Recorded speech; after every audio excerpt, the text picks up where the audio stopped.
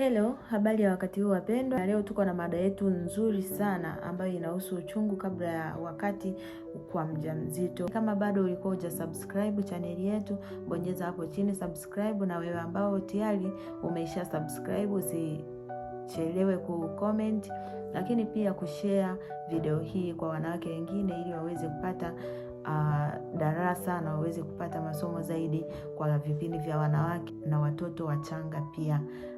Leo unajua kwamba mtoto anatakiwa kukaa tumboni kwa takribani ya wiki 37 hadi 45 ili aweze kuwa amekomaa vizuri, unajua. Lakini wakati mwingine uchungu unaweza kuanza mapema kabla ya muda huo kufika. Katika video hii nitakuelekeza kwanza vitu vitatu muhimu. Uchungu kabla ya wakati ni nini? Uchungu kabla ya wakati ni hali ambapo mjamzito anaanza kupata uchungu wa kujifungua kabla ya kufikisha siku 37 au 40 za ujauzito wake. Na hii ina maana kwamba mwili unaanza maandalizi ya kujifungua mapema kuliko muda wake wa kawaida. Mtoto akizaliwa kabla ya wakati wake anaweza kukumbana na changamoto mbalimbali za kiafya, kwa mfano ikiwepo kupumua kwa shida, uzito mdogo wakati wa kuzaliwa, lakini mfumo wa kinga kuwa mdhaifu, na wakati mwingine uhitaji uangalizi maalum hospitalini mpaka ule muda wake utakapokuwa umetimia.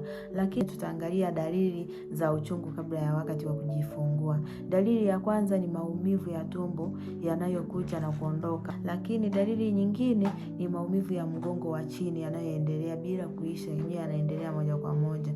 Na dalili ya tatu ni kubanwa kwa tumbo mara kwa mara na kwa muda mfupi sana. Dalili ya 4 tunaangalia shinikizo kwenye nyonga. Dalili ya 5 ni kutokwa na majimaji au damu sehemu zako za siri. Na maji ya uzazi hupasuka mapema sana, kabla ya hizo siku yanakuwa yashapasuka. Kuna sababu mbalimbali zinazoweza kuongeza hatari kubwa ya kupata uchungu kabla ya wakati, zikiwemo: kitu cha kwanza ambacho wanatakiwa kujua kwamba ni maambukizi ya mwili. Kuna kubeba mapacha au zaidi, na hii nayo inaweza ikakufanya ni zaidi na ongezeko kubwa kwa kupata uchungu mapema.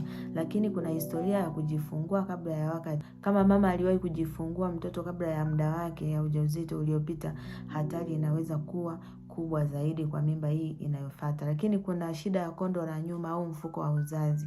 Pia baadhi ya matatizo ya kiafya kwenye mfuko wa uzazi kama hayo yanaweza kusababisha uchungu wa mapema. Kuna na msongo wa mawazo pia, na kazi nzito sana, kama unafanya kazi nzito sana.